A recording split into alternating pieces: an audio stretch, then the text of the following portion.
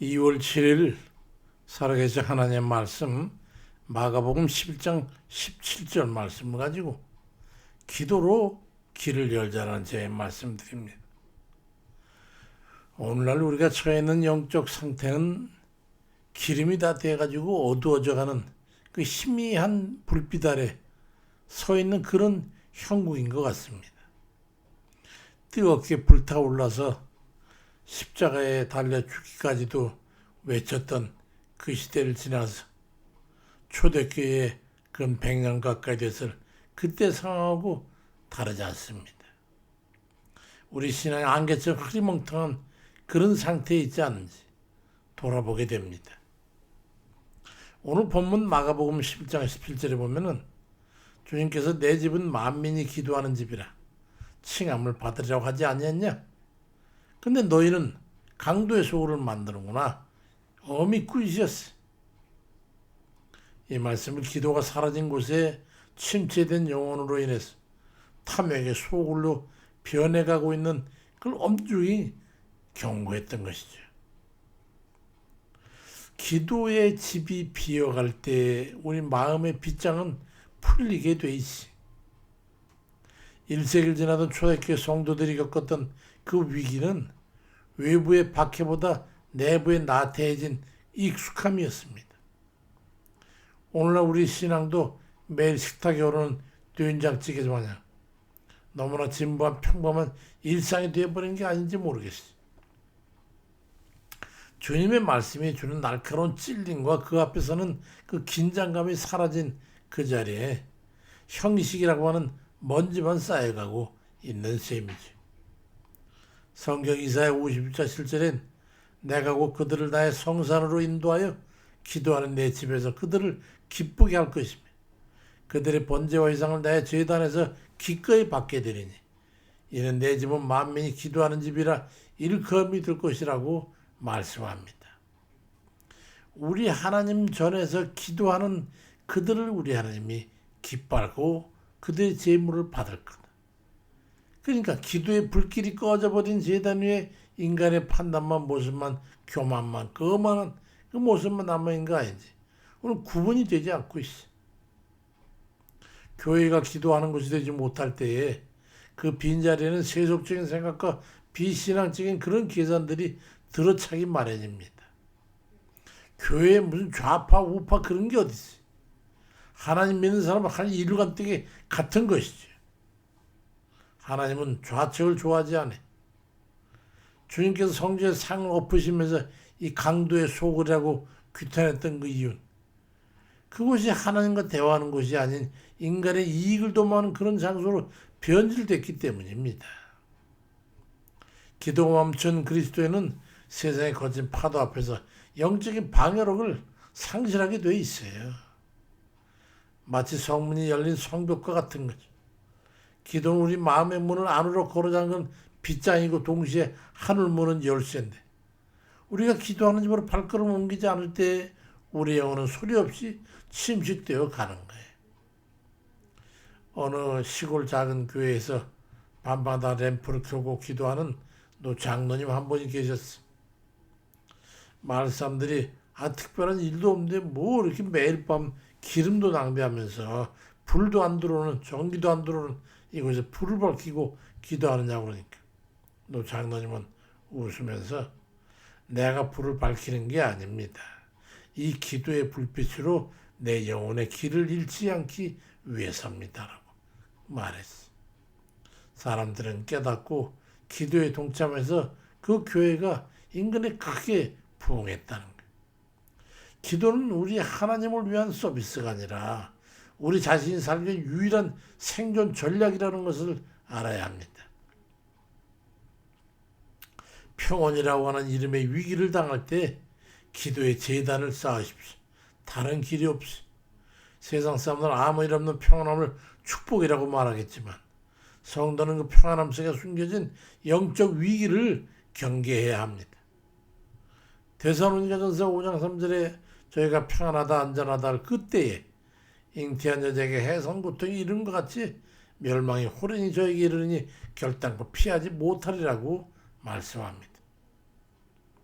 육신의 삶이 안락할 때 기도줄을 놓아버리면 악한 영은 소리 없이 우리 영혼을 잠식하는 거예요. 진정한 평안은 고난이 없는 상태가 아니라 폭풍 속에서도 기도로 주님과 연결되어 있는 그 상태를 말하는 겁니다.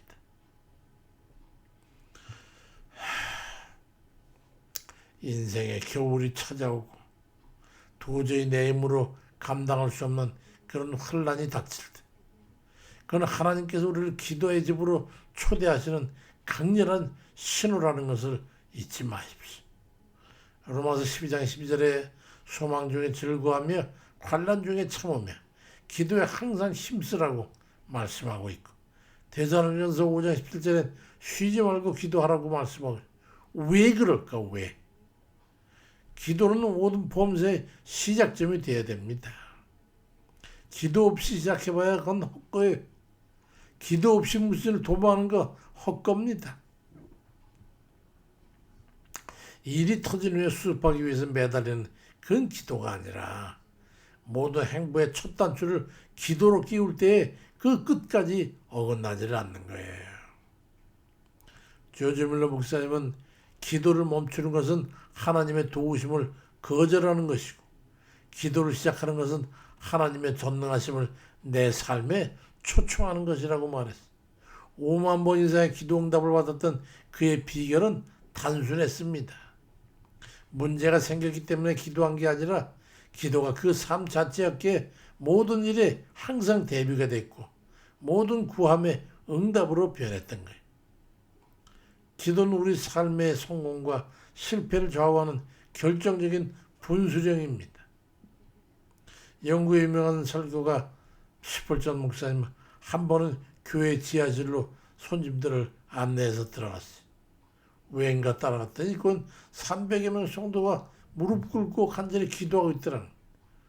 그 사람들이 어떻게 많은 분이 매일 기도합니까? 그랬더니 누가 이걸 하라 해서 하겠습니까? 스펄전 목사님 말했어요. 이것이 우리 교회의 발전기입니다.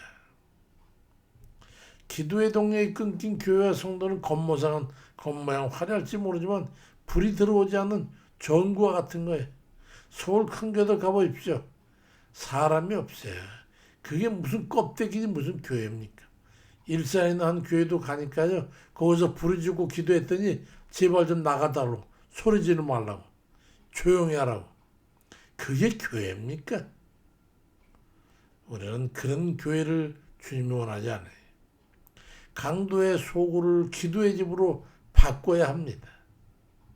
우리는 때로 성도의 탈을 쓰고 자신의 배만 불리는 그런 영적 강도가 되어 있지 않은지 우리 자문해 봐야 됩니다. 강도의 소굴에 있는 게 강도 아니겠어요? 예레미야 7장 11절에 내 이름으로 일컬음을 받는 이 집이 너희 눈에는 도둑의 소굴로 보이느냐? 보라. 나고 내가 그걸 보았노라. 여호와의 말씀이니라 말씀하. 우리 주님은 이거 보고 있는 거예요. 저 도적들. 기도를 없이 복만 바라는 마음, 하나님과의 관계보다 세상적인 소유에만 집착하는 마음이 바로 주님이 경가하신 그 도둑놈 심보인 거예요. 기도 안 하면 그런 거예요. 그래서 기도는 하나님의 심령을 이식받는 거룩한 성화의 과정이라고 할 수 있죠. 기도가 줄어들면 원망이 늘어나고, 기도가 사라지면 시기심이 그 자리를 채우고 탐욕만 쓰고 원망과 질시와 불평, 불만만 남게 되는 거예요. 하지만 기도하는 집에 머물기를 기꺼워하는 그런 이들에겐 하나님의 놀라운 약속이 주어집니다. 시편 145편 18절에도 여호와께서는 자기가 간구하는 모든 자, 곧 진실하게 간구하는 모든 자에게 가까이 하시는도다 말씀합니다. 기도는 하나님을 우리 곁으로 모시는 가장 고귀한 방법이죠. 기도는 막힌 담을 허물고 닫힌 문을 열며 메마른 땅에 샘이 솟게 합니다. 기도하는 마저 수만 번, 수백만 번 한들 아쉽지요. 부족한 겁니다. 어떤 일을 도모하기 전 먼저 기도의 무릎을 꿇으십시오. 기도가 앞서면 하나님이 앞서가서 일하시지만 내 생각이 앞서면 내가 일하게 되니까 실패하는 거예요. 내가 일하면 실수가 나오지만 하나님이 일하시면 기적이 일어납니다. 기도는 가장 낮은 자세로 드리는 가장 높은 고단위의 해결책이라는 것을 믿으십시오. 기도의 시간을 기꺼워하시, 아까워하지 마세요. 그 어떤 시간보다 그 시간이 결정타를 날리기 때문이지. 그게 바로 우리의 강도의 구려를 벗어나 하나님의 자로 회복되는 유일한 길인 겁니다. 세상의 모든 가치가 희미해져 가고 영적 긴장감이 느슨해지는 이 시대에 우리가 다시 회복해야 될 단 한 가지 가치가 있다면 그건 바로 기도입니다.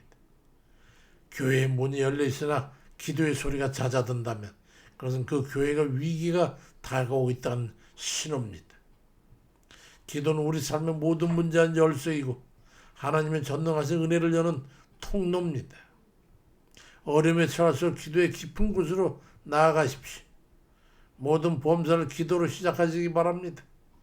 기도하는 집에 머물기를 즐거워하고 주님과 대화하는 그 시간을 세상 그 무엇보다 어떤 것보다 귀하게 여기는 그런 성도들 되시길 축원합니다. 그때 비로소 우리 마음의 구려는 무너지고 하나님의 기쁨이 충만한 거룩한 성전으로 거듭나게 될 겁니다. 우리 모두가 다 기도로 승리하는 그런 이들의 대열에 서시길 주의 이름으로 축원드립니다. 아멘입니다.